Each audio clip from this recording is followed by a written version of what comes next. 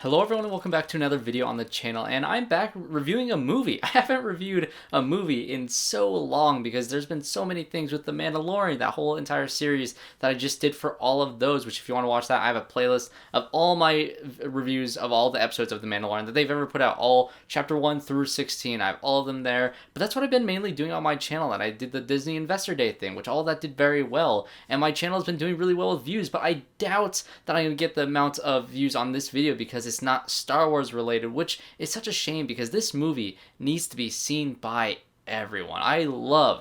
Absolutely loved this film. Of course, I'm talking about Rainey's Black Bottom, which is sadly Chadwick Boseman's final performance as an actor. He passed away earlier this year. It's absolutely heartbreaking. And this guy was such a talent. And I've not yet seen all of his films, but of course, Black Panther being one of my favorite Marvel movies. And then, of course, everything that he's done in the MCU. And then, of course, The Five Bloods, which is still to this point my favorite movie of the year. And this one is right up there next to it. And I think the most praiseworthy aspect of this movie for me is just, I wish the Oscars had an ensemble Oscar, because I know they have the Best Picture and then they have all the acting awards separately, and I know the Golden Globes has one of their biggest awards is whoever did the best acting ensemble, and this one I think is a shoo-in to win the Golden Globes for best ensemble because every single actor in this entire film just absolutely crushes it, and none of them outshine the others. Yes, Chadwick Boseman is probably the star of this movie. He's the main character, but there are so many great glowing moments from every actor in this film, including Viola Davis, Colman Domingo, Glynn Turman, Taylour, Paige.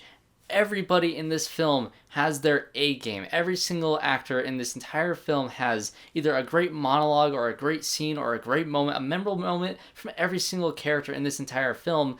And that's just what this movie does so well. And another thing about this one, I guess it's probably about 15 minutes into the movie because I had no clue of what this movie was about or what it was possibly based on or if it was a true story or any of that. And so I found out pretty early on that this was based on a stage play because as soon as I started this thing, I was like, this would be amazing as a stage play because most of this entire film takes place in one location inside this recording studio. Of course, it's about Rainey and her creating her recording of this one album or the record that she's trying to produce with these white record artists and her agents and all those people that in this movie that were very frustrating. But then you have this band that's formed together, and most of the movie is honestly just the musicians, this band of all these characters sitting in this room having these conversations about whether it's their experience as a black person in America or whether it's their personal experience with stuff that happened with their parents, with their family, or personal experiences or stories that they've heard. And it's a lot of monologues in this film, so that's why I immediately knew that it was based on a stage play.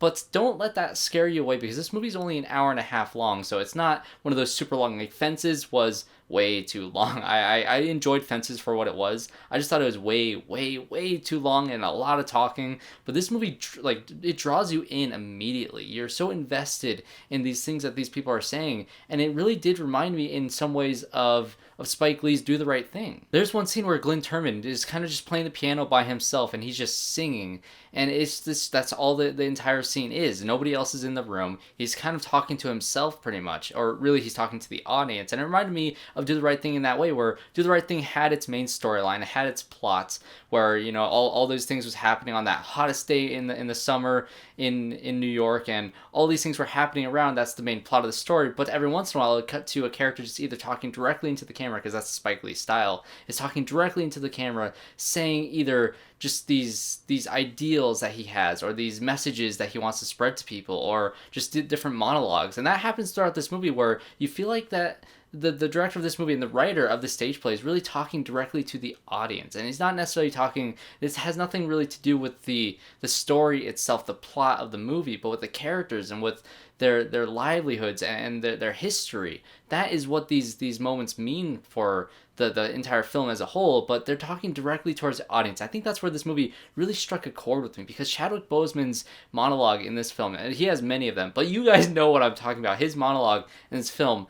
Are you kidding me? To say that this movie is not Oscar worthy based on the performances alone is blasphemy. And I'm not just saying that because this is Chadwick Boseman's last performance and him getting a posthumous Oscar is kind of like a given thing. But I think he's up for 2 Oscars, for Best Actor for this film and Best Supporting Actor for The Five Bloods. He's just that great of an actor, and that's why it makes it so much more tragic. This is the first film I've seen from director George C. Wolfe. I don't really know what else he's done, if he's directed stuff like stage plays, or if he's directed different movies. I really don't know his history as a director, but he did a fantastic job in this film. For one, getting those performances out of all the entire cast. That's one thing.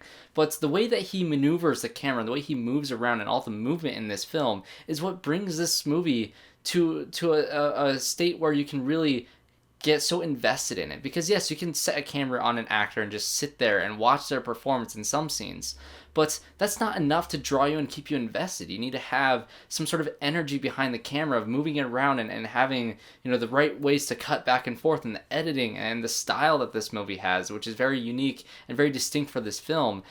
Everything he does as a director, getting all those performances and having this movement and really driving this film to have it constantly running. This movie never has a dull moment, even though it's constant, almost constant dialogue, and when there's no dialogue, it's music, which again, the music is fantastic as well. And so I have absolutely nothing but praise for this movie. Go watch Rainey's Black Bottom. It is a fantastic film. I cannot express this enough. This is a must-watch on Netflix, and I can see some people not liking it based on the fact that it's literally just a dialogue-heavy movie.